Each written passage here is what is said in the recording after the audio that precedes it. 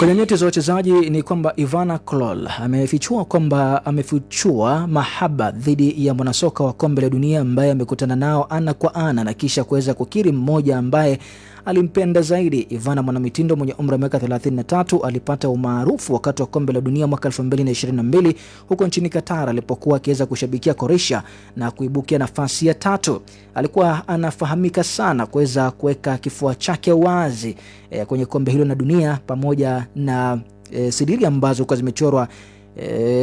zimechorwa rangi ya bendera ya timu ya taifa Croatia. Mwanamitindo huyu ambaye pia anafahamika kwa picha na video zilizoweza kuzunguka mitandaoni kwa urembo wake, aliweza kuungana na lengo lake la kuvalia mavazi yanayotoa nje sehemu kubwa za maziwa yake. Demu huyu raia wa Croatia pia aliweza kukutana na wachezaji kadhaa tofauti baada ya urembo wake kutikisa mitandao mingi ya kijamii. Sasa anasema kwamba mahaba yake yote yanaelekeza kwa Erling Haaland, raia yule wa Norway. Ivana anasema kwamba kusema kweli amekutana na wachezaji kadhaa maarufu, lakini yule ambaye ana mahaba naye zaidi ni Erling Haaland. Anajua kwamba wanasoka kadhaa ni marafiki na anafahamu kwamba wanajuana kwa undani, lakini ana imani kwamba kutokana na ushawishi wa wachezaji wenzake wa Norway wa Erling Haaland, basi watamfikisha kwa kipenzi chake huo wa rohoni.